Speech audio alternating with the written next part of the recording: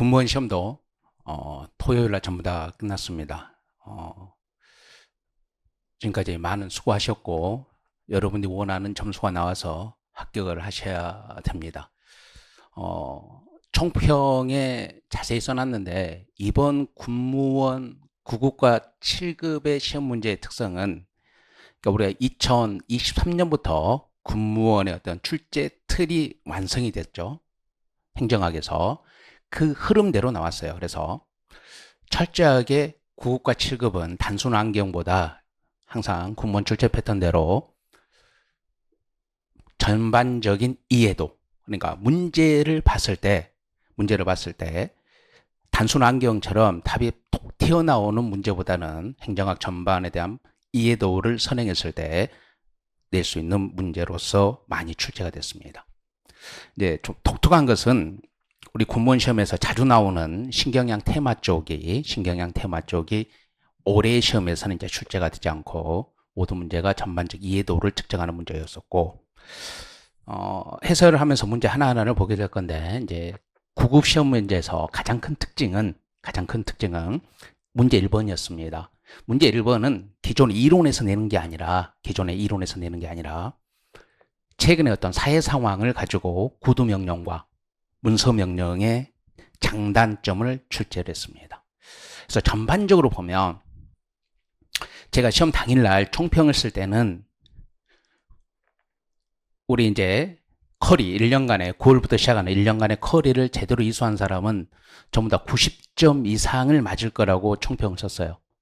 근데 이제 많은 여러분들과 같이 수업을 들었었던 좀 몇몇 수험생들하고 통화해 보니까 90점이 넘는 친구도 있고 88점이 되는 친구도 있고 84점이 되는 친구도 있었어요. 그래서 총평을 약간 수정해서 84, 88점 이상은 나올 수 있겠다 이렇게 했습니다. 지금 시험 이제 토요일 날 봤기 때문에 토, 일, 월, 지금 월요일이죠. 보통 이러면 학원에서 하는 합격 예측의 1배수가 큰 착오 없이 이제 커트라인 되는 경향이 아주 짙죠. 방금 전에 제가 확인해 보니까 우리 학원 합격 컷에서 6군 기준으로 9급은 81.2점을 왔다 갔다 하고 있더라고요. 1배수가. 1배수가 뭔지 알죠? 20명 뽑으면 20등이 그 정도 점수가 된다는 뜻이죠. 그래서 행정학에서 했으면 84점 넘었으면 되고, 물론 국방부는 좀 더 점수를 더 잘 받아야 됩니다. 그래서 한번 여러분들의 해설 강의를 들으시면서 어떻게 공부를 해야 되는가, 그리고 커리큘럼을 올라가 있는 걸 한번 보시면서 1년간 어떻게 준비를 해야 되는가를 나름대로 계획을 세워 보시기 바랍니다. 1번 문제부터 봅니다. 서두에서 말씀드렸던 것처럼 이것이 이제 기존의 어떤 이론이나 기본서에서 나오지 않고 독특하게 현실을 반영한 문제를 이제 1번으로 냈어요. 이런 문제를 보통 후반부 20번 이후로 배치를 하는데 1번으로 배치를 했습니다. 문서를 통한 명령이 효과적인 경우에 대한 설명으로 가장 적절한 거예요. 적절한 거죠. 그러니까 우리가 명령에는 두 가지가 있어요. 명령에는 구두 명령이 있고 문서 명령이 있죠. 근데 이게 이제 가장 큰 장단점, 차이점이 뭐냐면 이 문서 명령은 책임 관계가 명확하죠. 문서로서 돼 있으니까. 우리 기본서 보시면 의사전달에 문서로 하느냐, 구두로 하느냐 이렇게 나오는데, 그럼 구두 명령은 뭐 신속하다는 장점이 있죠. 자, 봅시다. 그러면 문서를 통한 명령이 효과적인 경우에 설명으로 가장 적절한 것은, 이건 무조건 아니죠. 긴급을 요하는데 어떻게 문서를 작성해? 문서를 작성한다는 것은 지휘명령 계통을 통한 무엇을 해야 돼요? 결제를 해야 되거든요. 결제. 그리고 여러분들도 어떤 조직 생활이나 직장 생활 하다가 다시 수험생 생활로 돌아오신 분도 있겠지만, 문서, 상사에게 보고하는 문서는 한 번 보고 또 보고 하는 거죠. 네, 그렇게 해서 요건 안 돼. 요건 구두명령이죠. 전화로 하면 되잖아요. 구두명령. 두 번째, 수명자가 충분한 지식을 가지고 숙련되어 있는 거. 이게 이제 군무원 시험의 특징이에요. 일반적으로 행정직에서 뭐예요? 수명자라는 표현을 쓰지 않고 뭐라 그래요? 피전달자라는 표현을 쓰죠. 전달받는 사람. 근데 이제 군무원 시험에서는 이제 명령이라는 걸 했어요. 독특해요. 군무원만의 이제 시험 특성이죠. 명령을 받는 사람. 수명자죠. 충분한 지식을 가지고 숙련되어 있을 때는 뭐예요? 간결하게 구두로 하더라도 이 말이 무슨 뜻인지를 캐치를 하거든요. 무엇을 했을 때는? 구두로 했을 때는. 그래서 이건 문서가 아니죠. 극비사항 누설의 위험을 방지하고자 할 때. 오케이. 그러니까 문서는 단계가 있잖아요. 그러니까 우리가 가장 의사 전달할 때 여러분들도 일상생활에서 접하는 건 똑같아요. 5사람만 건너가면 어떤 현상이 발생하느냐? A라는 사람이 요즘 나 힘들어. 몇 사람을 건너뛰면 어떻게 돼요? A가 이 세상 사람이 아닌 것으로 변질되는 경우도 있어요. 그러니까 의사 전달할 때는 반드시 애곡되는 현상이 발생하거든요. 그러면 극비사항의 누설 위험을 방지하고자 할 때는 다이렉트로 가야 되죠. 그러니까 여러분 봐봐요. 최근에 시대 상황이잖아요, 이게. 극비사항이니까 이제 폰 중에서도 뭐 그냥입니다. 뭐 정치적 그런 거 전혀 없어요. 비하폰을 쓰는 거잖아요. 오케이. 문서는 근거가 남기 때문에 이 세상 비밀 없어요. 그렇죠. 그러면 명령내용이 복잡하여 이해하기 쉬울 때, 이해하기 어려울 때, 이럴 때는 뭐예요? 문서로 해야 되죠. 왜? 세세하게 써야 된단 말이에요. 세세하게. 구두를 했는데 되물어 볼 수가 없잖아요. 다시 전화해갖고 아니 그거 이런 뜻도 있는데 어떤 뜻으로 이야기하신 거예요? 이럴 수 없잖아요. 그러면 문서에는 복잡하고 이해하기 어려운 경우에도 세세하게 쓰거든요. 오케이. 그래서 답은 이제 4번입니다. 우리 이제 시험을 치렀던 수험생들이 이 문제에서 이게 1번도 나왔기 때문에 좀 그랬죠. 이런 문제가 1번도 나와서 답은 4번이고요. 2번 문제를 보시면 한국의 행정문화에 대한 설명으로 가장 적절한 것은, 자 봐봐요. 일반 능력주의가 뭐예요? 일반주의. 그럼 일반주의 반대말이 뭐예요? 천문주의잖아요. 오케이. 이거 후진국 행정문화잖아요. 상대주의, 절대주의 반대죠? 선진국 행정문화, 합리주의 선진국, 모험주의 선진국이에요. 이 세 개가 뭐예요? 선진국이에요. 그럼 얘가 뭐예요? 후진국 행정문화거든요. 제가 이제 이런 문제 가지고 수험생 수업 시간에 몇 가지 좀 이야기를 했었죠. 대한민국, 한국의 행정문화가 후진국인지 선진국인지 명확하게 구별이 안 돼요. 우리나라가 경제적으로는 세계 10대 경제대국이에요. 그런데 우리나라 출제 문제가 항상 이런 식으로 낸단 말이에요. 그래서 이 세 개가 선진국이에 당연히 얘가 이제 하나만 다르죠. 그래서 전문주의가 아니라 일반주의. 제가 이제 일반주의를 설명할 때 수업 시간에 어떻게 설명해요? 모든 것을 다 할 수 있다, 가려는. 모든 것을 다 할 수 있다는 것은 반대로 해서 가면 제도로 하는 건 하나도 없다는 뜻이에요. 그럼 전문행정주의는 뭐예요? 자기가 맡은 업무는 제대로 잘한다는 거죠. 남의 일은 못한다는 거죠. 오케이. 그리고 이제 요거 이제 답이죠. 뭐 2번의 문제는 뭐 여러분들이 어렵게 푸는 문제는 아니고 이제 3번 가봅시다. 조직 구조에 대한 설명으로 가장 적절한 거. 이런 게 이제 우리 군무원 시험 문제의 특성이란 말이에요. 여기부터 한번 볼까요? 통솔 범위가 넓은 조직은 일반적으로 고층 구조다. 자, 이거 우리가 수없이 많이 다룬 거죠. 자, 계층의 소와 통솔 범위는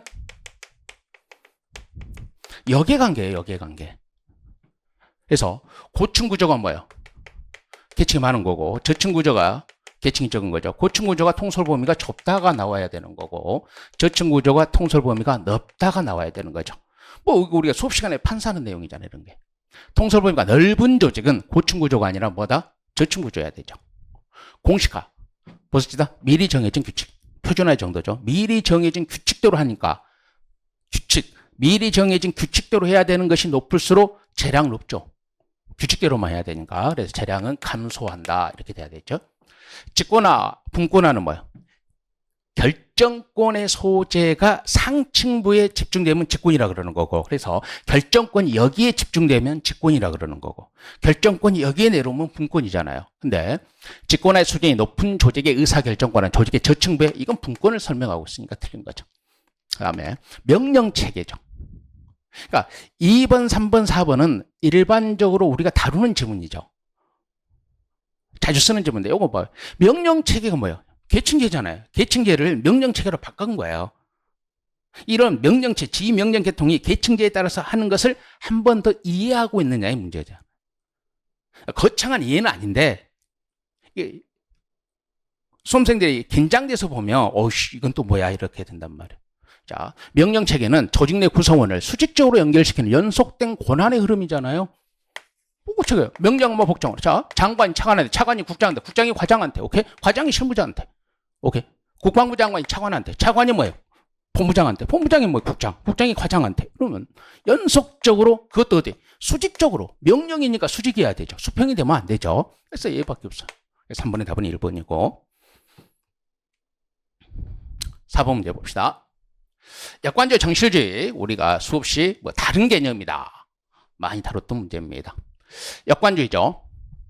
선거에서 승리한 정당의 관직을 전리품처럼 정치적 충성도에 따라 임의로 처분할 수 있는 인사행정제도. 그래서 머시가 역관주의를 뭐라고 표현해요? 전리품은 승자에게. 그럼 전리품이 뭐다?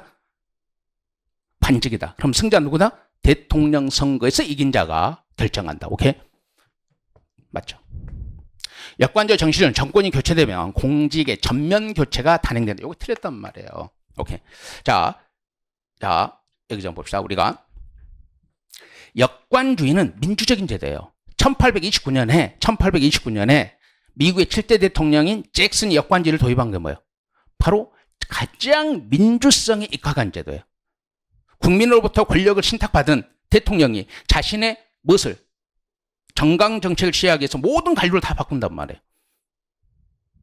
이게 역관주의란 말이에요. 그럼 4년 후에 대통령이 선거에 치면 대통령만 물러나는 게 아니라 그 대통령이 임명했던 관료들도 같이 물러나는 거죠. 그럼 새로운 대통령이 모든 관료를 채워요. 이것이 1829년에 형성된 미국의 역관주의예요. 그러니까 역관주의의 가장 큰 장점이 뭐다? 민주성이에요. 국민이 모든 걸 결정한다. 민주성이란 말이에요. 그러면 역관주의는 정권이 교체되면 공직의 전면 교체가 단행되는 거예요. 다 바꾸니까. 오케이. 근데 영국에서 발달한 정실주의는 뭐예요? 혈연, 학연, 지연. 지연이 뭔지 알죠? 같은 고향. 근권 또는 왕에 대한 개인적인 충성도. 이것이 정실주의예요. 뭐 정실주의는 정권이 교체된다고 전면 교체되는 게 아니라 역관주의가 전면적으로 교체되는 거고. 답 2번이죠. 그러면 정실주의는 영국에서 발달한 제도로 개인적 친분과 정치성에 의하여 공직을 임용하는 인사제도예요. 그러면 개인적 친분이 뭐예요? 혈연, 피부치, 학연. 같은 학교를 가는가? 우리나라도 좀 있죠. 학연. 그 다음 뭐예요?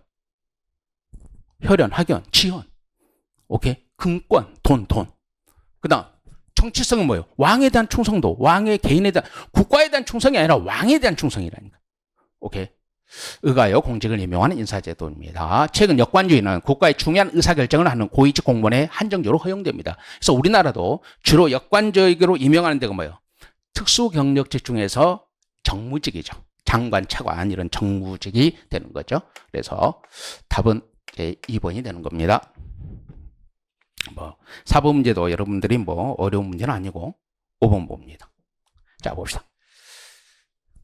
항상 내던 어떤 패턴을 바꾼 거예요. 지금 지문이 뭐예요? 고전적 엘리트 이론이에요. 고전적. 자, 우리가 엘리트 이론 봅시다.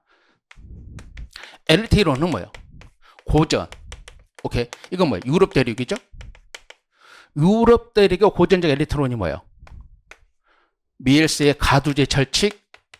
이게 이제 핵심이고, 그 다음에 뭐예요? 파레토의 엘리트 순환론. 오케이. 모스카. 이렇게 있죠. 미엘스고, 그 다음에 파레토가 있고, 이제 모스카가 있는데, 유럽 대륙의 엘리트론자들이죠. 근데 이제 행정학에서는 주로 얘를 다루는 거고, 그 다음에 이제 미국의 초기 엘리트론이 누구야? 헌터, 오케이, 밀스. 이렇게 되죠. 헌터의 명성, 밀스의 지휘 접근법이죠. 오케이. 그러면, 신 엘리트 이론이 뭐야? 바크라크와 바라치로 대표되는 신 엘리트 이론이 무의사결정이에요. 오케이. 자, 보시죠. 근데 지문이 뭐예요? 얘를 물어보고 있는 거예요, 얘를 물어보고 있는 거 아니라고. 봅시다. 한 사회는 지배 계급인 엘리트와 피지배 계급인 대중으로 맞잖아요. 지배하는 엘리트와 지배받는 비엘리트가 존재하는 겁니다.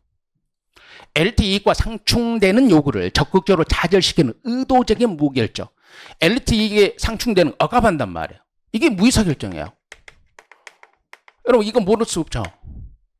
근데 무의사결정은 고전적 엘리트론이 아니라 신엘리트론이란 말이에요. 바크라크와 바라체 무의사결정 신엘리트론. 이거 틀린 거예요. 우리가 뭐 여러 번 다뤘기 때문에. 엘리트는 자율적이고 다른 계층에 대해 책임을 지지 않아요. 자율적이란 말이 뭐다? 엘리트는 누구의 대리인이 아니에요. 그러니까 우리가 흔히 말하면 지방자치단체장이나 대통령이나 국회의원이나 지방의회 의원들은 전부 다 뭐예요? 주민과 국민의 대리인이에요. 그러면 주인이나 국민이 시키는 일만 해야 되죠. 자기가 스스로 자율적으로 마음대로 하면 안 돼요. 근데 엘리트론에서 말하는 엘리트는 지 스스로 하는 거예요. 좀 속된 표현으로 뭐예요? 지 하고 싶은 대로 하는 거야. 이게 자율적인 거예요. 지 마음대로. 주권자인 국민이 요구하는 대로 하는 게 아니에요. 이게 자율적이죠. 다른 계층에 책임을 져야 안 져요? 안 져요. 이게 고전적 엘리트론이 말하는 엘리트란 말이에요. 그 다음, 엘리트는 동질적이고 폐쇄적이에요. 끼리끼리 논다고, 끼리끼리. 남이 자기들에게 들어오는 걸 택도로 싫어하는 거예요. 촌놈이 지배 세력화 되는 걸 싫어한다고. 오케이. 그러니까 특정한 학교 출신들만 지배를 해야 돼. 근데 촌놈이 우리 걸 나눠 먹자 그래. 얼마나 싫어해요. 더 이상 이야기 안 할게요. 통일적 폐쇄. 그래, 얘 틀리면 말이 안 되는 거고. 자, 6번 갑시다. 자, 6번. 다 보시면 거래적 리더십이죠. 그러면 자, 이 거래적 리더십이 나오면 항상 뭐가 나와야 돼? 비교 대상이 변혁적 리더십이라. 오케이. 얘는 거래. 리더와 부하가 서로 거래라는 거죠. 업적. 그럼 그 업적에 따른 뭘 줘야 돼? 보상. 오케이. 업적에 따른 보상. 이걸 뭐라고 그런다? 합리적 교환. 그래서 이걸 거래라고 보는 거예요. 거래. 그럼 변혁적, 변화를 추구하는 거죠. 그래서 변혁적 리더의 4대 구성 요소가 뭐다? 카리스마, 영감, 지적 자극, 그다음 개별적 배려, 부하들에 대한 개별적 배려. 이렇게 되어 있는 거죠. 자, 봅시다. 부하에게 중심을 바탕으로 창조적 사고의 여건을 마련함으로써 개인적 욕구를 뛰어넘어 조직을 위해 일할 수 있게끔 영감을 제공하죠. 존중심을 바탕한다? 부하를 존중한다. 개별적 배려죠. 영감을 제공해야죠. 비전을 받아들일 수 있도록. 이거 뭐예요? 영감. 얘가 이제 혼합된 문장이고. 리더가 구성원을 위해 봉사하는 데 초점. 바로 개별적 배려. 오케이. 업무 수행 과정이 반복적이고. 자, 봅시다. 업무 수행 과정이 반복이에요. 성과가 뭐예요? 업적이잖아요. 반복적인 일을 할 때 업적에 따른 보상을 준단 말이에요. 업적에 따른 보상. 오케이? 왜 틀린 거죠? 이건 거래적 리더십입니다. 리더의 특출한 성격과 능력에 의해 추종되는 강한 헌신과 리더의 일처화를 이끌어내는 게 뭐예요? 카리스마죠. 오케이. 그래서 업적에 따른 보상, 성과가 업적입니다. 오케이? 네, 우리 수험생들이 업적에 따른 보상 뭐 수십 프로 봤으니까 다 성에 풀었을 거고, 요거요. 반복적이죠. 그러니까 자 봅시다. 그러면 이거 뭐예요? 새로운 게 없어요. 반복적인 거란 말이에요. 그러면 이건 안정된 환경을 전제로 하는 거예요. 안정된 환경. 오케이, 이건 새로운 것에 하기 위해서 지적 자극도 해야 되죠. 이건 변화에 적응하는 거고. 수업 시간에 쓰는 것을 다시 한번 써봤습니다. 답 3번이죠.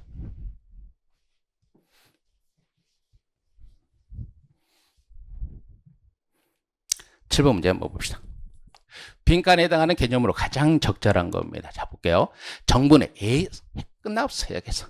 성립된 후에 예산을 변경하는 걸 뭐래요? 성립된 후에 예산을 변경하는 게 추가경정예산이죠. 추가경정예산. 추경입니다. 자, 봅시다. 갈 필요가 있을 때 추가경정예산을 편성 제출하여 국회 심의 의결을 받아야 합니다. 일반적으로 예기치 못한 사유가 발생해 예산의 변경이 필요한 경우 예비비로 충당하거나 이용, 전용을 활용해야 하지만 이것으로 감당하기 어려운 재원은 추가경정예산의 편성의 사유가 되고 추경은 단일성의 원칙에 대한 예의죠. 오케이. 빈번하게 될 경우 국회 행정부에 대한 통제가 약화되고 예산 팽창의 원인이 되기도 합니다. 오케이. 최근에도 한번 추경이 통과가 됐죠. 그 재난지원금이라 하지 않고 공식 이름이 뭐예요? 소비진작인가? 그걸 하기 위해서 한번 했죠. 작년에 비해 쉬웠잖아요. 작년에 우리 이제 군무원 9급과 7급에서 추경이 동시에 나왔죠. 9급, 7급이 동시에 나왔을 때는 어떻게 돼요? 법조문 그대로 낸 거죠. 이번 시험의 특징 중에 하나가 뭐냐면 법조문보다는 법조문이 몇 군데 지문으로 들어갔지 법조문이 단독적으로 나오지는 않고 법령이 이 이론을 전반적으로 이해하느냐에 초점을 두는 시험 문제였습니다. 뭐 추경이 작년도 뭐 연속해서 지금 나오고 있기 때문에 근데 올해가 아마 제일 쉽게 된 것 같아요. 개념만 알 수 있으면 풀 수 있게끔. 8번 막스 베버입니다. 관료제 이론에 대한 이런 문제가 나오면 우리 수험생들이 실력이 없어서 떨어진단 말은 아니고 실력이 없어서 틀리는 게 아니라 문제를 이해를 못해서 틀려요. 문제를 이해를 못해서 틀리는데 참 안타깝습니다. 참 안타까워요. 왜 안타깝냐? 자, 문제 봐봐요. 관료제 이론에 대한 비판으로 적절하지 않은 거야. 문제를 까본 거야, 지문을. 비판을 썼는데 옳지 않은 거야. 장점을 쓴 게 아니라 비판으로서 옳지 않은 것을 고르라는 거야. 비판으로서. 이런 문제를 시험 보기 전날은 좀 숙면도 취하고 해야 되는데 시험 보기 전날 날새서 공부하고 가요. 날새서. 그럼 안 돼. 오케이. 날새서 공부를 했다 할지라도 우리 군무원 시험은 또 오후에 보잖아요. 공무원과 달리. 오후에 보면 좀 오전이라도 잠깐 숙면을 취해야 되는데 또 긴장되면 또 숙면도 안 되죠. 그러니까 이런 거 잘못 읽어서 꼭 틀리는 수험생들이 있어요. 시험 끝나고 1년간 같이 우리가 수업을 했던 몇몇 친구들하고 통화하는 과정에서 아니 어려운 거 다 맞고 이런 걸 틀렸어. 물론 어려운 거 다 맞았기 때문에 뭐 합격을 할 겁니다. 근데 봅시다. 자, 조직의 비공식적인 측면의 존재를 무시했어요. 자, 막스 베버의 관료제는 비공식 조직은 연구 안 해요. 공식적인. 오케이. 관료제라는 공식 조직만 연구하지 그 관료제 안에 있는 동아리 같은 것은 연구 대상으로 안 해요. 동아리 같은 걸 연구한 게 어디예요? 인간관계론이잖아요. 그러니까 비공식적인 측면의 존재를 무시했다. 이게 비판에서 올라요. 3번부터 볼게요. 환경과의 관계를 무시한 폐쇄이론이잖아요. 관료제는 조직의 효율성에 초점을 두는 거지 조직과 환경과의 관계를 안 다루죠. 이건 너무나 당연한 거고 관료제를 조직으로 받아들인 과학적 관리론도 폐쇄이론이에요. 그다음 합법성보다는 효과성 또는 합법성이 더 중요한 경우가 있다. 이건 비판에서 옳은 거예요. 관료제는 철저하게 뭐예요? 막스 베버는 권위가 세 가지가 있죠. 카리스마적 권위, 오케이. 그다음 뭐예요? 전통. 그다음 합법. 그럼 관료제는 철저하게 법에 의한 지배예요. 합법적 권위란 말이에요. 법에 의한 지배. 그게 뭐다? 정해진 대로만 하는 거야. 정해진 규칙대로. 그래서 인간적인 것을 고려한다 안 한다. 전혀 고려 안 해요. 그래서 임퍼서널리즘이라는 아주 우리 군무원 시험에 단골 지문이 있죠. 인간적인 소외를 가져온단 말이에요. 근데 이 문장을 어렵게 만든 거예요. 그러니까 비판이야. 비판으로 적절하지 않은 거잖아요. 그러면 합법성보다는 효과성 또는 한 목적이 더 중요한 경우가 있는데 여기에 적용을 못해요. 효과성이 뭐예요? 목표를 달성하는 거죠. 한 목적성은 뭐예요? 목적이 일치해야 되거든요. 자, 이걸 극단적으로 얘기하면 수업 시간에 얘기하는 건 뭐예요? 효과성, 한 목적성 뭐예요? 지금 물에 빠져 있어. 물에 빠져 있다고. 오케이. 근데 규칙은 공무원들에게 구조원 공무원들에게 규칙이 뭐예요? 들어가기 전에 30분간 준비 운동을 하고 들어가야 된다고 규칙으로 돼 있어요. 근데 준비 운동 하고 있다니까. 준비 운동. 규칙대로. 그러면 뭐예요? 물에 빠진 사람이 30분 동안 더 이상 말 안 할게요? 그러니까 이것이 경시되죠. 그러니까 얘보다는 얘가 더 중요한 경우가 있는데 지나친 법에 의한 행정을 강조하는 막스 베버의 관료제는 뭐예요? 이게 적응이 잘 안 된다는 거죠. 근데 지문이 좀 그래요. 지문이 여러분들에게. 그럼 봅시다. 발전론의 관점에서 분업이나 협업의 체계보다는 지배 복종 관계로 보아야 된다.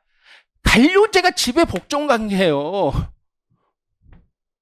명령은 복종하는 거예요. 계층제 원리가 관료제의 핵심적인 원리잖아요. 그러면 지배 복종 관계로 보면 효율적이지만 인간 소외가 가져온단 말이에요. 이건 자, 그 다음에 분업이나 협업의 체계가 아니라 관료제는 분업이에요. 분업. 협업하는 거 아니고 분업. 관료제는 왜? 분업의 원리와 계층제의 원리가 강조되는 조직구조의 원리란 말이에요.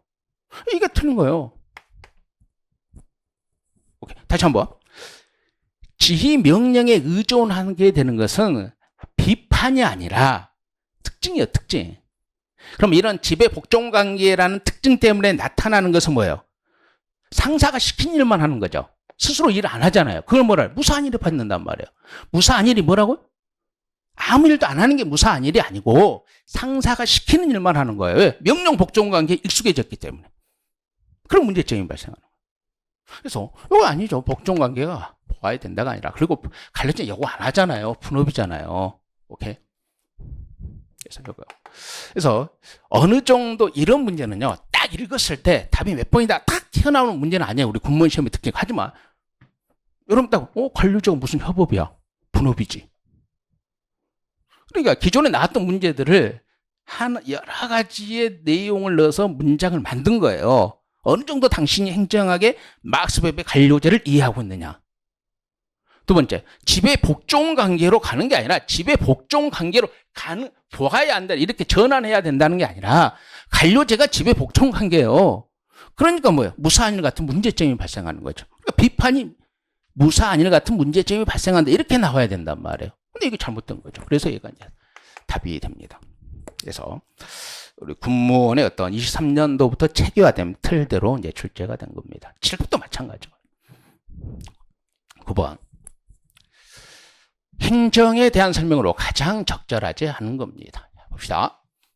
규범적으로 행정은 공공문제 해결을 통해 공익을 제한해요. 당연하죠. 행정이 추구하는 본질적 가치가 공익입니다. 오케이. 그 다음. 행정은 공공서비스 생산, 공급, 분배와 관련된 모든 활동을 의미합니다. 맞죠? 행정은 정치 권력을 배경으로 여기까지 맞아요. 여기까지 맞아요. 여기 틀린 거예요. 행정 독점. 특히 지금 현재의 행정의 개념이 거버넌스예요. 거버넌스는 뭐예요? 국가, 시민사회단체, 시장이 협력하는 거예요. 협력. 어떻게 독점을 해요? 협력하는 거죠. 여러분들 최근에 봐요. 저도 최근에 여러분들 제가 수업 시간에 많이 하죠. 면허 설명할 때. 면허. 민영화 방식의 면허 설명할 때. 저도 최근에 흑침대인가? 흑침대. 나는 돌침대인 줄 알고 지금까지 했는데 그 가져가신 분이 이게 돌침대가 아니라 흑침대라고 그러더라고. 그게 이상이 좀 해서 폐기물 처리업자한테 신고하고 버렸거든요. 그럼 폐기물 업자가 민간이에요, 민간. 제가 3만 원 줬습니다. 폐기물 처리. 진짜 3만 원 줬습니다. 며칠 전이에요. 제가 그 설명하잖아요. 이렇게 폐기물 처리가 면허의 대표적인 예라고. 오케이. 그래서 독점하지 않았습니다. 이건 틀렸고. 행정은 공공문제 해결 과정에서 정치 과정과 밀접하게 연결되어 있습니다.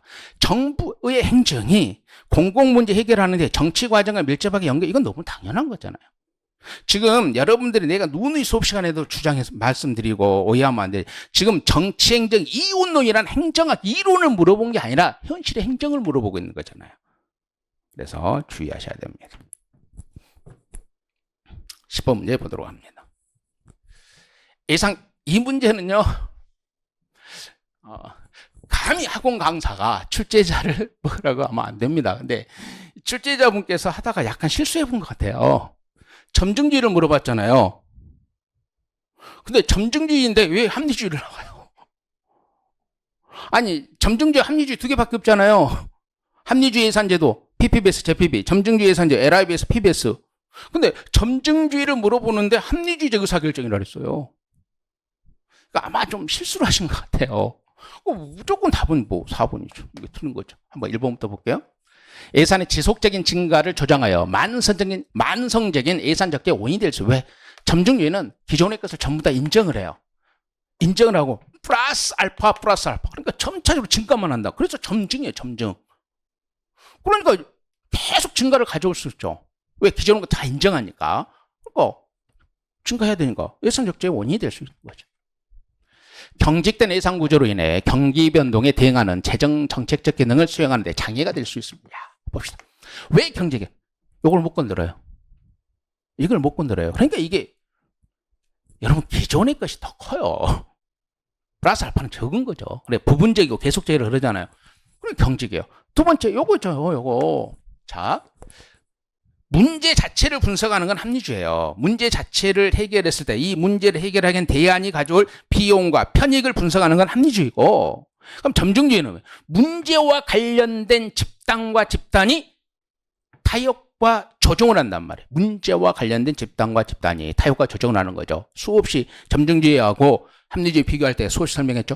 그러니까 문제 자체를 분석하지 않는다고 점증주의는. 문제와 관련된 집단과 집단이 타협과 조정을 한단 말이에요.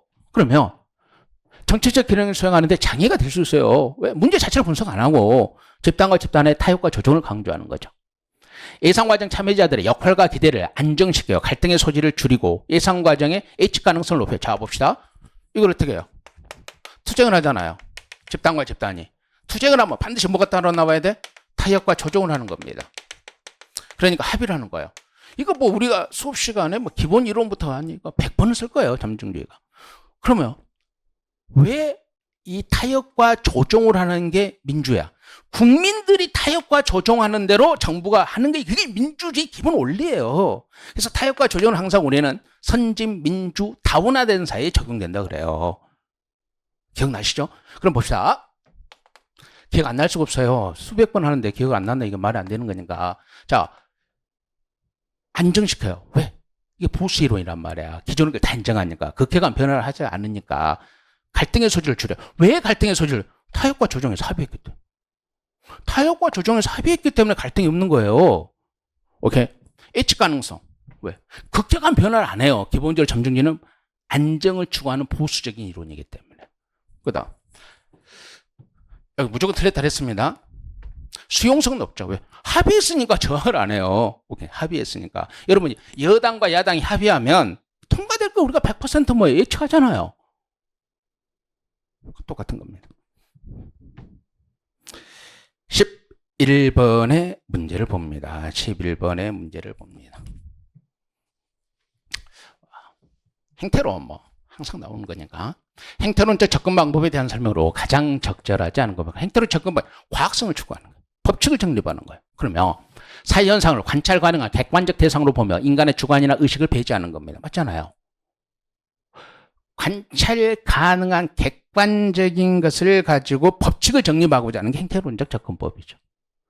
명백한 자극과 반응으로 볼 수 있는 행위 또는 행동 외에 의견, 개성 등도 행태에 포함시키고 있다. 오케이, 맞죠?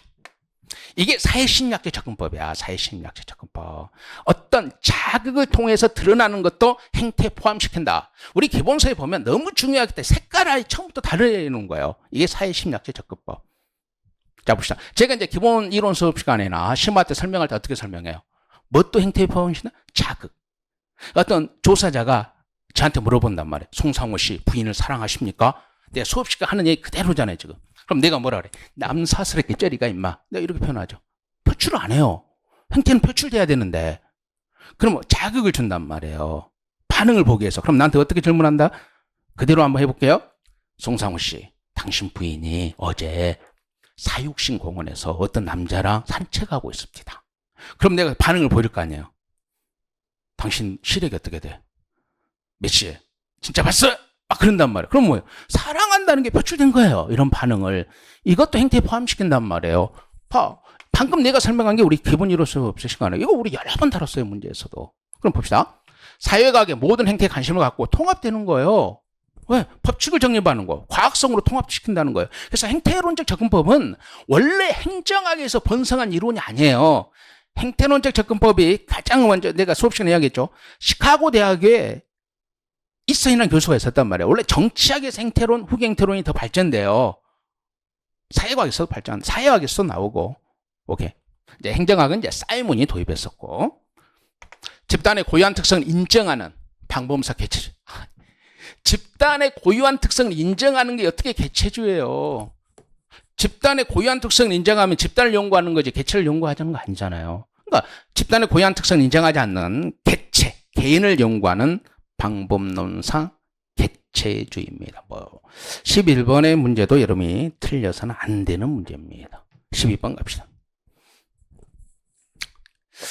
생각보다 이 문제는 너무 쉽게 좁은 거예요. 왜? 좀 이 세 가지의 뜻을 좀 알면 되는데 딱 보시면 킹덤의 창모형이잖아요. 창모형 뭐예요? 문제 흐름, 정치 흐름, 정책의 흐름. 세 가지 흐름이잖아요. 이거 모르는 사람 없어요. 한 명도 없어요. 우리 마지막 시험에서도 봤었죠. 한번 우리가 마지막 동영 마지막 시간에도 뭘 다뤘냐? 쓰레기통 모형은 4개고 창 모형은 3개다. 그럼 2개를 내가 바꿔서 문제 한번 냈었잖아요. 쓰레기통 모형, 문제, 해결책, 참여자, 의사결정의 기회. 그럼 창모 영어, 문제 흐름, 정치 흐름, 정책의 흐름. 근데 요걸 좀, 근데 세 개가 다 써져 있는 게 뭐예요? 문제 흐름, 정치 흐름, 요거밖에 없잖아요. 근데 요거 세 개를 다른 지문에도 하나 넣어놓고 요 그 들어가야 될 이 순서를 좀 바꿔서 냈으면 좀 난이도가 높았는데 너무 쉽게 내온 거야 그냥. 정책의 창은 정책 결정권자들이 그들의 관심 대상인 정책 문제에 주의를 기울이고 그들이 선호하는 대안을 관찰시키기 위해 열리는 일시적인 기회로 정의합니다. 일반적으로 정책 과정은 오케이 문제 흐름, 정책의 흐름이 오케이 독자적이죠. 독립적으로 전개하다가 결합하면 이제 창이 열리게 되고 정책이 채택되게 되는 겁니다. 오케이. 세 가지 흐름 외우는 거죠. 13번의 문제를 봅니다. 공무원의 징계 종류에 대한 설명으로 옳지 않은 겁니다. 뭐 항상 나오는 시험 문제고 틀리면 절대 안 되는 거죠. 파면입니다. 공무원의 실무를 완전히 잃은 것으로 5년간 재임용될 수 없습니다. 해임은 아웃이죠. 역시 공무원의 실무를 완전히 잃는 것으로 3년간 공무원의 임용이 될 수 없죠. 파면 5년, 해임은 3년간 임용의 결격 사유입니다. 견책이요. 가장 가벼운 징계잖아요. 견책, 감봉, 오케이. 정직, 직무를 정지하는 거, 오케이. 강등, 한 계급 아래로 내리는 거, 해임, 파면. 이 문제 틀린 사람들은 참 안타까운 사람들이에요. 자, 봅시다. 공무원의 신분을 보유하나, 오케이. 직무에 종사, 직무에 종사할 수 없는 것은 여기부터 정직, 직무를 정지하니까 그럼 감봉은 보수의 3분의 1만 삭감하고 직무를 정지하면 보수 줘요 안 줘요? 우리나라는 절대 안 줘요. 직무가 정지되면 전액을 삭감해요. 그 기간 동안. 그럼 여기는 3분의 1만 삭감하니까 여기도 일을 해요. 여기는 뭐예요? 견책의 정확한 뜻이 뭐예요? 훈계하고 회개하게 하는 거야. 내 임마 반성 좀 해. 이게 견책이에요. 물론 기록에 남아요. 네 하고 일을 열심히 해야지. 보수도 삭감 안 해요. 얘는 보수의 3분의 1을 삭감하죠. 그러니까 일은 해요. 직무를 정지해버리죠. 전액 삭감이죠. 얘는 3개월간 한 계급 아래로 내리고 직무를 정지시키니까 보수 전액 삭감. 얘들은 막 잘린 거예요. 잘린 거. 우리 흔히 말하는 잘렸잖아요. 오케이? 요거 때문에 틀린 거예요. 오케이? 틀린 거예요. 틀린 거. 뒤에는 뭐 또 안 써놓은 거고. 보수의 불이익을 받는 것으로 감봉 기간 동안 보수에게 3분의 1이 감해지는 게 감봉입니다. 틀려서는 안 되는 문제고. 14번 문제를 봅니다. 정치행적 이원론에 대한 설명으로 가장 적절하지 않은 겁니다. 오케이. 굿노, 윌슨. 계속 한번 해볼까요? 대표적인 정치행적 이원론자. 우리가 수업 시작하자마자 판사에서 암기하는 사람이죠. 윌슨, 굿노, 오잇. 행정관리론자들이 전부 다 정치행정 이원론자입니다. 맞죠? 행정의 효율성을 제고하고 나아가 행정의 전문성을 갖출 수 있도록 목표를 설정해야 됩니다. 자, 봅시다. 이 정치행정 이원론자, 특히 행정관리론자들은 뭐예요? 효율성, 능률성, efficiency. 오케이. 그래서 과학적 관리론에 다 행정관리론자잖아요. 능률성이잖아요. 능률성. 무슨 효율성인데 efficiency를 능률성이라고 쓰는 사람도 있고 효율성이라고 쓰는 사람도 있다고. 오케이. 전문성 갖추는 거죠. 자.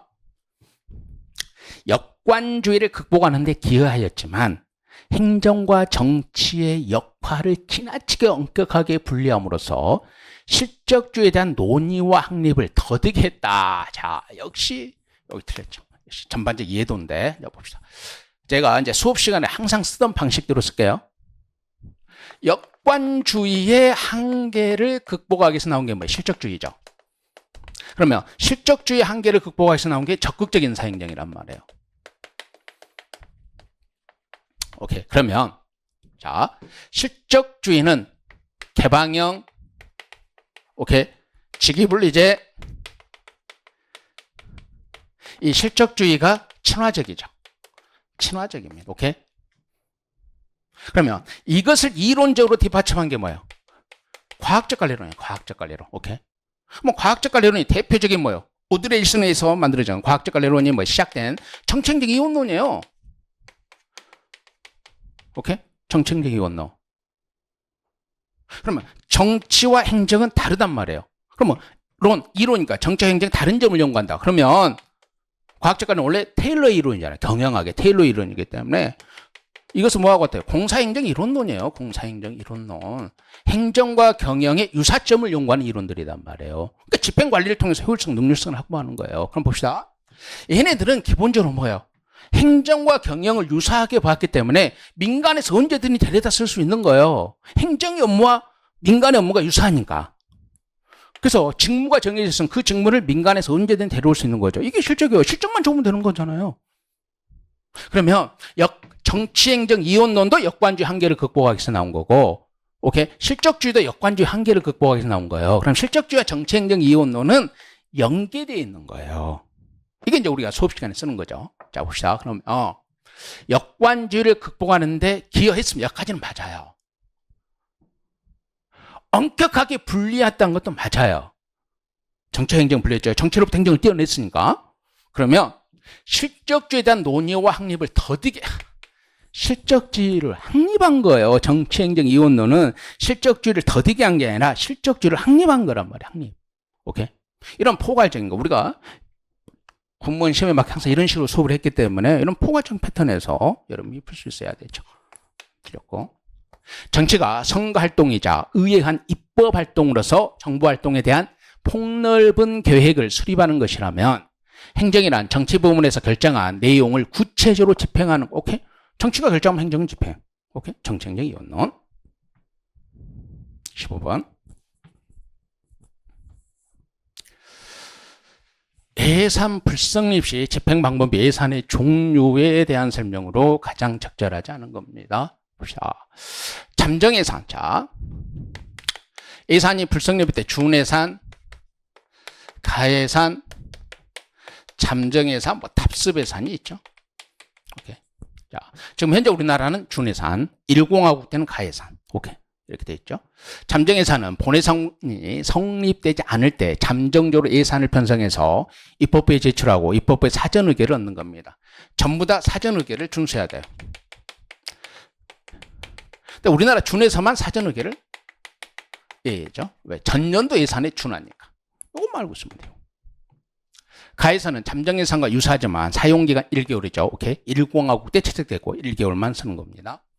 준예산 제도는 본예산 회계연도 개시일까지 입법을 통과하지 못하는 경우 예산안이 입법에서 의결될 때까지 전년도 예산의 준에 집행할 권한을 정부에 부여하는 겁니다. 오케이. 가예산과 준예산은 잠정예산과 달리 입법부 의결을 필요로 하지 않는다가 아니라 얘는 필요로 하고 준예산만 필요로 하잖아. 오케이. 뭐 우리 기본서에 표 있죠. 표에 준예산만 국회 의결이 필요 없다. 이렇게 돼 있고 뭐 여러 번 다뤘기 때문에 여러분들이 틀리면 안 되는 문제입니다. 다음에 16번. 민간 입탁 방식 민영화죠. 오케이. 자, 봅시다. 조세 유인 방식 역시 민간 입탁 방식에 해당합니다. 이게 뭐냐면 세금으로 유인하는 거예요. 민간이 이런 서비스를 생산하면 뭐한다? 세금을 감면해 주겠다. 뭐 이런 식으로 유인하는 거고. 자, 면허죠? 특정 민간 조직의 일정한 구역 내에서 공공시 제공할 권리를 인정하는, 맞죠? 오케이? 정부가 특정한 민간업자에게 뭐예요? 권리를 부여하죠. 네가 폐기물 처리해. 그럼 뭐 내가 돈 줬잖아요. 시민들이 돈을 주는 거죠. 생산자에게 면허입니다. 보조금 방식은 민간 조직 등 개인의 공공서비스 제공 활동에 대하여 재정 또는 현물을 지원하는 거고, 자조활동이란 서비스 생산과 관련된 직접적인 보수를 받지 않는 봉사자들이 생산을 담당하는 거. 보수를 받지 않고 봉사자들이 생산을 담당하는 건 자원봉사예요. 자원봉사. 그럼 자조는 뭐예요? 수요자와 공급자를 동일 집단에 포함시키는 거. 오케이. 수요자와 공급자를 동일 집단. 뭐 이건 너무 자주 나오는 문제 그대로 냈기 때문에 여러분 틀려서는 안 되고. 17번. 정책 대안의 비교 평가 기준 중 내부 수익률에 대한 설명으로 가장 적절하지 않은 것. 자, 제가 이쪽 들어오면 항상 여러분에게 질문하고 수업을 진행하죠. 뭐다? 비용은 낮은 게 좋다, 높은 게 좋다. 낮은 게 좋다. 그러면 기회비용도 낮은 게 좋다, 높은 게 좋다. 낮은 게 좋다. 거래비용도 높은 게 좋다, 낮은 게 좋다. 낮은 게 좋다. 앞에 수식어가 부르면 측정하는 방법이 다를 뿐이지 비용은 무조건 낮은 게 좋아요. 그러면 수익률은 높은 게 좋다, 낮은 게 좋다? 무조건 높은 게 좋아요. 그럼 내부 수익률은 높은 게 무조건 좋아요. 단순하게 일단 외우고 시작하자 그러는 거잖아요.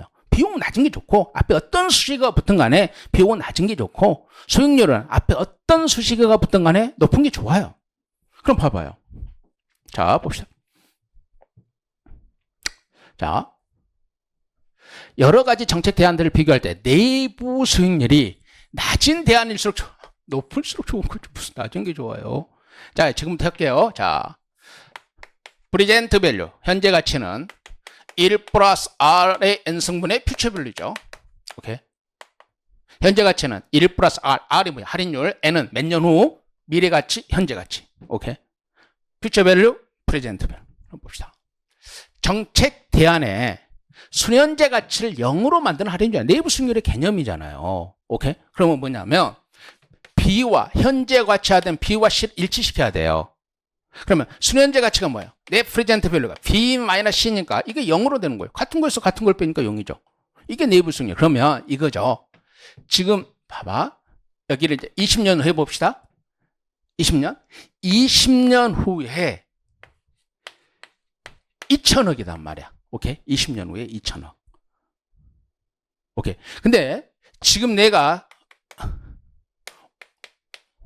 500억을 투자한단 말이야. 오케이. 그러면 20년 후에 2천억을 현재 가치로 바꾸면, 요거 현재 가치인가? 현재 가치로 바꾸면 뭐예요?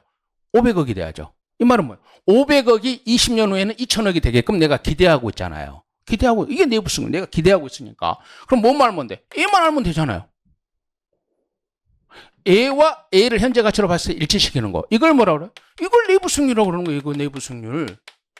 B와 C. A를 미래 가치를 현재 가치로 바꿨을 때. 순현재 가치를 0으로 만든 거. 이거 내부 수익률이죠. 자, 내부 수익률에 관한 사업의 우선순위는 사회적 할인율을 적용한 순현재 가치에 한 사업의 우선순위와 다를 수 있습니다. 당연하죠. 자, 봅시다. 내부 수익률은 내가 기대하는 수익률이에요. 기대하는. 이거 뭐예요? 아, 내가 지금 500억을 투자하면 20년 후에 이게 2천억이 됐으면 좋겠어. 이게 내가 기대하는 수익률이잖아요. 그러면 사회적 할인율은 주어졌잖아요. 민간의 시장 이자율이 주어져 있잖아요. 그건 이제 민간의 할인율이라 그러고, 그럼 사회적 할인율, 공공정책에 적용되는 이자율을 사회적 할인율이라 그런단 말이에요. 오케이. 그래서 당연히 주관적인 것과 객관적인 다를 수 있는 거고, 사업이 종료된 후 또 다시 투자비가 소요되는 변이된 사업의 유형에서는 복수의 내부 수익률이 존재할 수 있습니다. 이건 뭐 기출문제에서 계속 반복되고 나온 거죠. 연속적으로 할 때는 복수의 내부 수익률이 존재할 수 있는 겁니다. 답을 너무 쉽게 줬어요.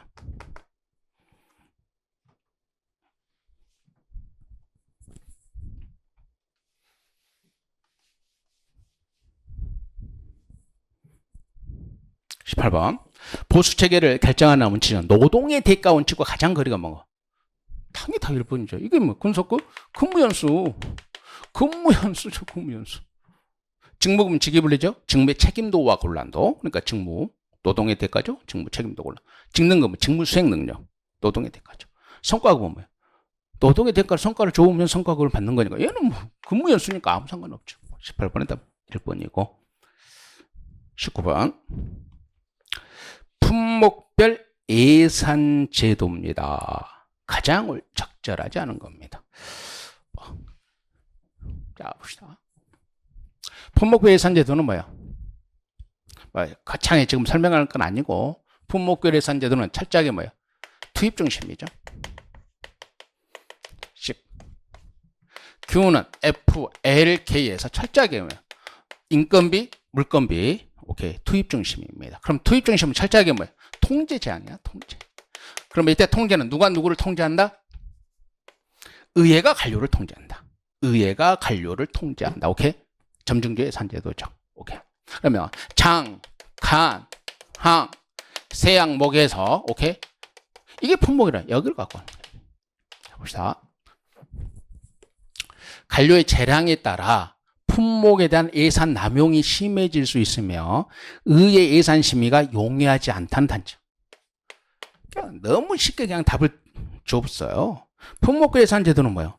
핵심이 관료가 재량이 없어요. 의회가 관료를 철저하게 통제하니까. 오케이? 그러면 관료의 재량권의 남용을 막기 위해서 오케이? 통제한단 말이야. 근데 남용이 심해질 수 있다. 관료의 재량권을 통제하는 게 품목과 예산제도인데 재량권을 통한 남용이 되고 그러면 의회 예산심의가 용이하잖아요. 이것도 틀렸잖아요. 의회가 행정부를 통제하니까 의회 예산심의가 용이하잖아요. 오케이. 답이 1번이고 2번.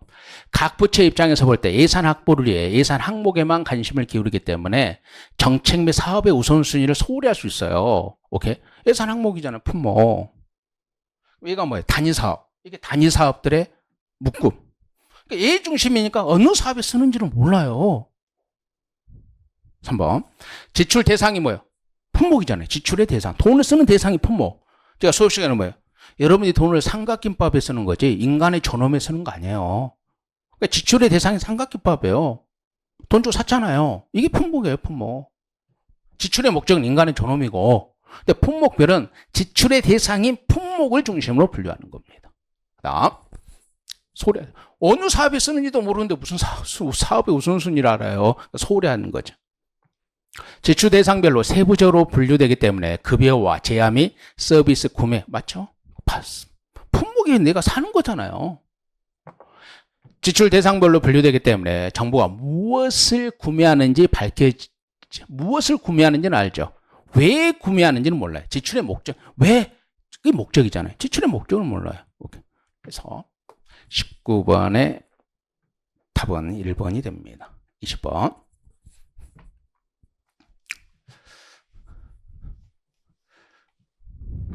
하향과 상향입니다. 오케이. 우리 이제 공무원 시험은 아주 독특하게 문제를 걷어가잖아요. 문제를 걷어가는데 또 5시에 문제를 공개를 해요. 공무원 시험은 문제 자체를 걷어가지는 않습니다. 내가 다 가져와요. 근데 왜 그런지 모르겠어요. 문제를 공개하려면 그냥 가져가라 해야지. 좀 그런 게 있는데 이제 시험 끝나고 이제 1년간 같이 했던 수험생이 전화가 왔고 저한테 선생님 상향 또 나왔어. 하향 나왔어. 봅시다. 하향은 얘가 다 해요. 그럼 얘가 결정하면 얘는 기계처럼 집행만 하는 거야. 그럼 얘는 뭘 하는 거야? 이게 정치행정 이원론적 시각이란 말이에요. 정치가 결정하면 행정은 집행을 해요. 그럼 뭐예요? 얘가 결정하죠. 그럼 얘가 수정을 할 수 있다 없다. 절대 수정을 못 해요. 그러니까 뭐예요? 정책 의도. 정책 결정자의 의도가 뭐예요? 정책 목표. 공식적인 목표를 달성했느냐를 가지고 판단한단 말이에요. 그러면 이때 절대 변화가 없죠. 그래서 정치와 행정은 분리되고 단절된 거예요. 분리단절. 그러면 이제 이걸 어떻게 말을 바꾸면 돼? 결정과 집행은 분리되고 단절 이렇게 하죠. 분리되고 단절. 그럼 여기는 얘가 다 결정하고 집행한단 말이야. 얘가 결정을 하는데 얘가 결정하는 걸 수정하는 결정을 하고 집행을 한단 말이에요. 그래서 정치행정 이론론이 되는 거고 그러면 왜 수정하는 결정을 해요? 현장에서 적응하기 위해서. 그래서 이 현장에서 적응해요. 적응. 뭐 집행하려고 했더니 너무 반대 세력이 많아. 막 들어넣어. 오케이. 어르신도 들어넣어불고 집행하려고 했더니 뭐 나 초등학생도 학교 안 가고 부모랑 같이 와서 들어넣어불고 그러면 거기서 뭔가를 수정해야 될 거 아니에요. 오케이. 현장에서 적응에 초점을 두는 겁니다. 그럼 여기는 결정과 집행, 여기는 이제 정치와 행정이 뭐예요? 연속적이고 순환적이죠.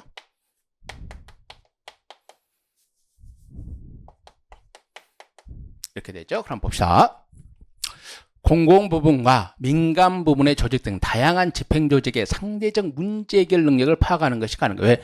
현장에서 적응한다는 게 문제 해결이에요. 현장에 적응하는 거예요.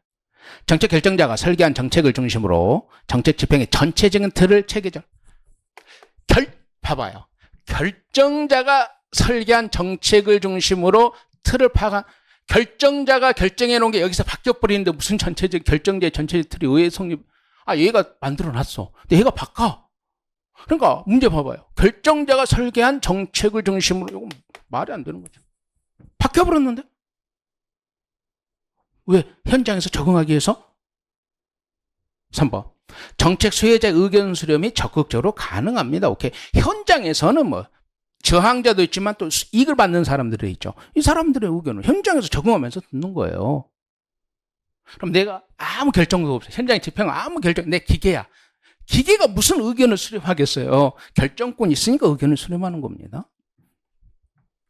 정책 집행 과정을 상세히 기술하여 집행 과정 인과관, 오케이. 뭐 집행 과정을 현실적으로 다루는 거예요. 현실의 집행 과정을 다루는 겁니다. 오케이. 그래서 20번의 답은 2번이 되는 겁니다. 오케이. 이런 것도 이제 우리 공무원 시험의 독특한 특징이죠. 공무원 시험의 전반적을 이해하고 있느냐. 21번. 뭐 얘도 단순 암기형이 아니에요. 우리 공무원 시험대로 봅시다. 만족 모형이죠. 그 만족 모형은 뭐예요? 제한된 합리성, 만족화. 그럼 만족화가 객관적인 거예요, 주관적인 거예요? 만족이라는 개념은 주관적인 거예요. 근데 비판으로 가장 적절한 거예요. 이거 맞잖아요. 지나치게 주관적인 거예요. 왜? 만족화 수준에서 결정하니까.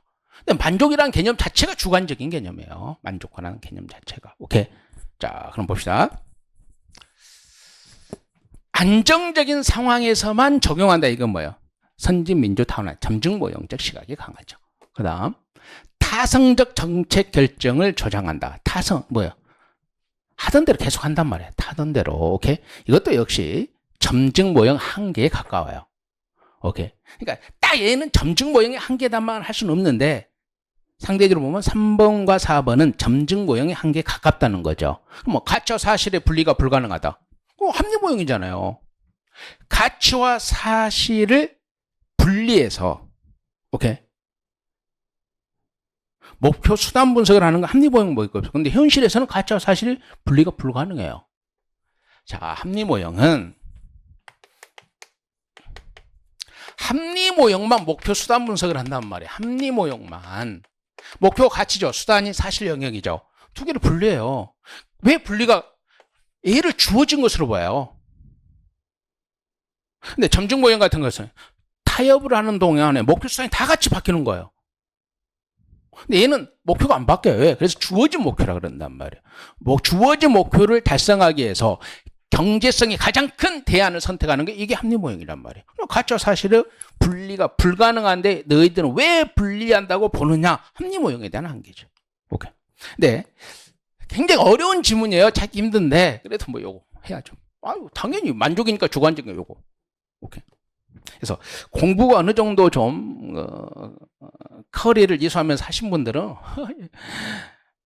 내가 지금 설명하는 것처럼 오케이 해설 강의에 설명을 목표 수단 분석 합리 모형밖에 안 되니까 얘는 합리 모형의 한계야. 그러지 않더라도 요게 답인지 뭐 요렇게 가는 거예요. 이렇게. 왜? 공부 기간이 뭐예요? 9월에서 7월에 시험, 9월에 시작해서 7월에 시험 봤는데 이게 바로 그 전반적인 것을 가지고 푸는 거예요. 지문 내기가 다 어렵진 않아요. 내가 누누이 말하죠. 학교 수업과 학원 수업은 달라요. 학교는 학문을 다룬다면 학원은 수단으로서 공부를 하는 거예요. 수단. 문제 맞추면 돼요. 22번. 국회 예산 심의에 대한 설명으로 옳은 내용을 모두 고르라는 겁니다. 자, 뭐 순서니까 뭐 상임위원회 예비 심사를 거친 예산 결산 특별히 해부되는 거죠. 오케이. 자, 국정감사가 끝나면 대통령이 시정연설을 하고 대통령의 시정연설이 끝나면 상임위가 예비심사하고 상임위의 예비심사가 끝나면 예결위, 예산결산특별위원회를 줄여서 예결위라고 그럽니다. 예결위가 종합심사하고 예결위의 종합심사가 끝나면 이제 본회의가 의결하는 거죠. 오케이. 이거 뭔 내용 산업 있으면 안 되죠. 예산결산특별위원회 심사를 거친 예산안은 본회의 부의됩니다. 오케이. 예산결산특별위원회 구성할 때 그 활동 기간을 정하하고 다만 본회의 의결로 기간을 연장할 수 있다. 그러니까 뭐 수없이 다뤘잖아요. 이거 무조건 아니 예결위는 상설화됐는데 어떻게 기간을 연장해요? 상설화됐는데 기간을 어떻게 연장하느냐고. 제가 이제 이거 설명할 때 뭘 예로 들어요? 24시간 편의점이잖아요. 그럼 24시간의 편의점의 영업시간을 연장할 수 있어요? 못해요. 하루가 25시간으로 바뀌어야지만 연장할 수 있는 거지. 상설화됐다. 그게 뭐 24시간 편의점. 제가 수업 시간 꼭 이렇게 설명한단 말이에요. 연장이란 말이 나오면 안 돼요. 그리고 이거 가계 기출문제 지문도 되고. 그랬고 예산결산특별위원회는 소관 상임위의 동의하에 세액 비목을 설치할 수 있습니다. 오케이? 상임위가 삭감 삭제한 것을 예결위가 증액과 설치하고자 할 때는 상임위의 동의를 받아야 됩니다. 뭐 얘도 뭐 자주 나오는 거니까. 그래서 이거죠. 근데 이건 뭐 요거 우리가 뭐 하는 거. 오케이. 그래서 옳은 거죠. 그러니까 디귿이 틀렸다는 것만 알면 되니까. 오케이. 요것만 이렇게 되는 겁니다. 그래서 22번의 답은 4번이 됩니다. 이제 공부를 시작하고자 하신 분들이 뭐 해설 강의를 들으면 오씨 뭐 예결위 상임위 근데 이런 것은 일단 커리를 하면 22번 문제는 난이도가 높은 문제가 아니에요. 난이도 높은 문제가 아닙니다. 23번.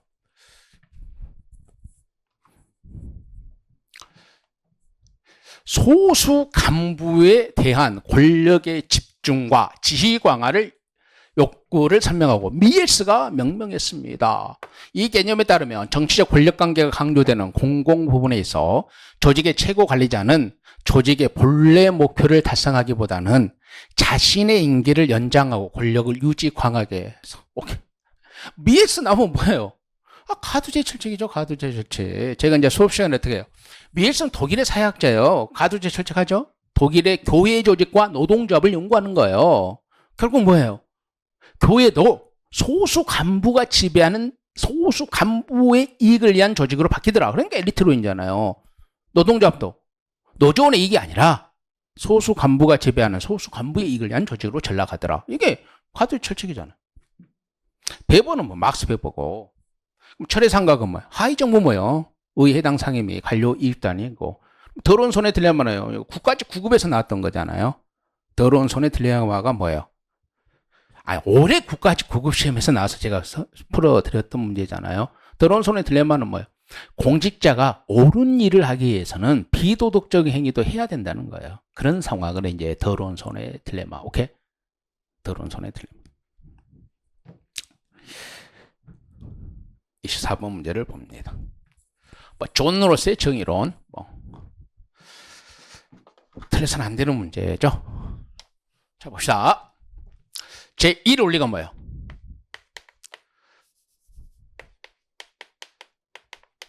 평등한 자유의 원리. 왜 앞에 평등이라는 말이 들어가요? 다른 사람의 자유를 침해하지 않는 범위 내에서 최대한 자유. 그러면 제2-1이 기회균등. 오케이. 기회는 균등하게 주고 차별해야죠. 기회는 균등하게. 오케이. 시험 볼 기회는 균등하게 주고 뭐예요? 합격과 불합격이랑 차별이 있어야 되는 거고. 그럼 2-2는 뭐예요? 최소 극대화의 원리죠. 그럼 어떤 차별만이 정의로운 차별이다? 약자에게 가장 큰 혜택을 주는 차별만이 정의로운 차별이다. 그러면 이게 충돌하면 앞에 게 우선하죠. 오케이. A와 A가 충돌하면 A가 우선하고 A와 A가 충돌하면 A가 우선하는 겁니다. 사회적 강자가 자신의 이익을 위해 사회적 약자의 자유를 침해하는 걸 허용하지 않습니다. 오케이. 누구든지 자유는 평등해야 됩니다. 사회 경제적 불평등이 존재하도록 그로 인해 최소수혜자의 이득이 된다면 용인될 수 있죠. 용인, 받아들일 수. 이게 뭐 최소 극대화예요. 오케이. 가장 약자에게 가장 큰 혜택을 줘야 된다. 개인의 자유는 평등하게 다 보장돼야 됩니다. 오케이? 그래서 평등한 자유입니다. 그래서 뭐 기억, 니은, 드귿이죠. 뭐 기억, 니은, 드귿. 답 4번이고요. 25번입니다. 특별지방행정기관이죠.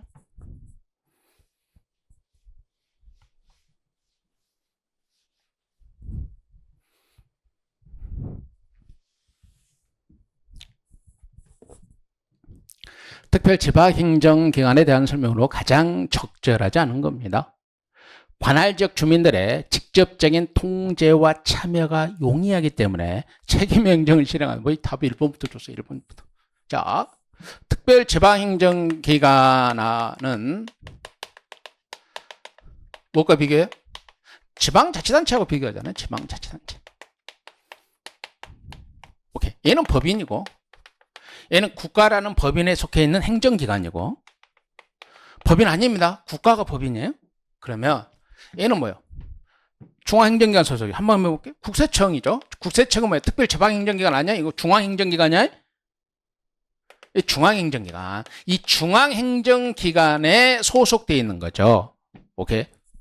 지금 우리나라 중앙행정기에 부처청이 있고 그러잖아요. 그거 지금 외우시면 안 돼.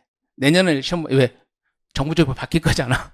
정부조직법 바뀌면 제가 뭐 수업 시간에 뭐 하고 또 특강도 해서 올려놓을 겁니다. 그러면 서울지방국세청이 있잖아요. 그러면 서울에서 국세무만 담당하잖아요. 중앙행정기관 소속으로서 공무원들 다 국가직 공무원이죠. 지방직 아니잖아요. 그러면 이게 특별지방행정기관이에요.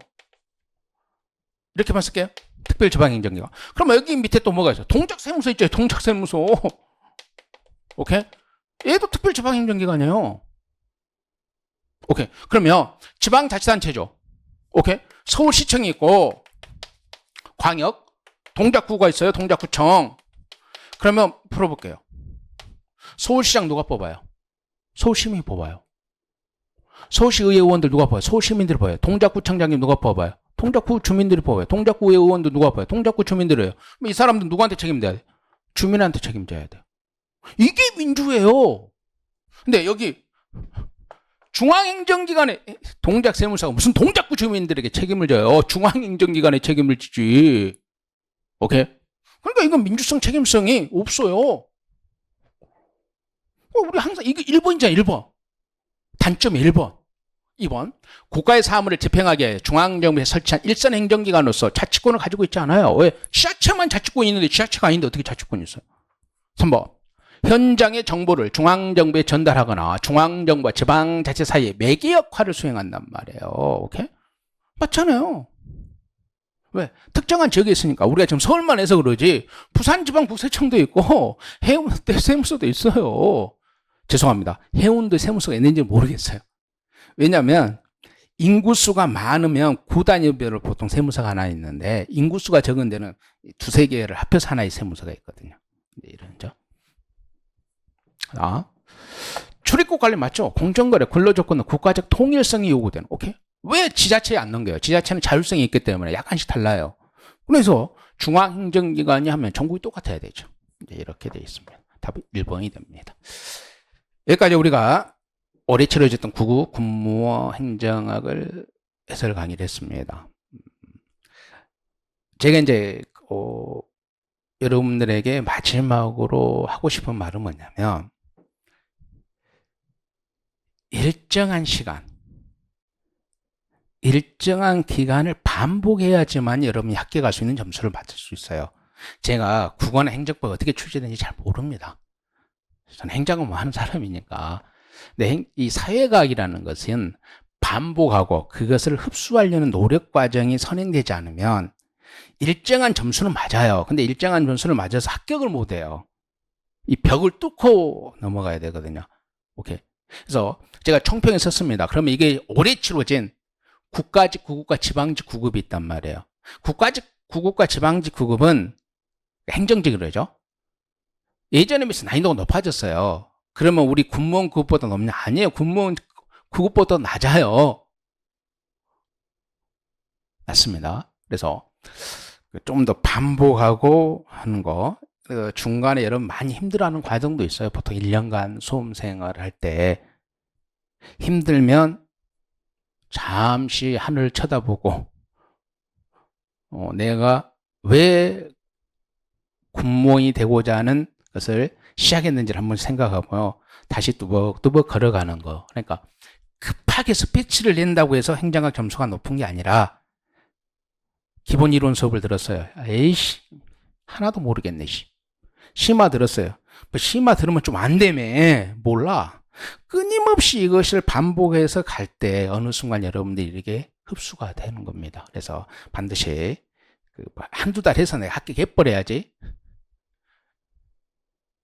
조상님들이 많은 덕을 쌓아놨으면 될 수도 있겠지만 보편적으로 되지 않습니다. 일정한 시간 꼭 투입하는 시간을 가지고 잘 보신 분들은 시험을 잘 보신 분들은 해설 강의 거의 안 듣죠. 그냥 채점해보고 하는 건데 좀 자기가 시작한 지가 얼마 되지 않고 또 새로 시작하신 분들은 해설 강의를 통해서 뭔가를 흡수하려는 보다는 전반적인 것을 내가 꾸준히 해야 되겠다 하는 생각을 가져주시면 감사하겠습니다. 해설 강의는 여기서 마치도록 합니다.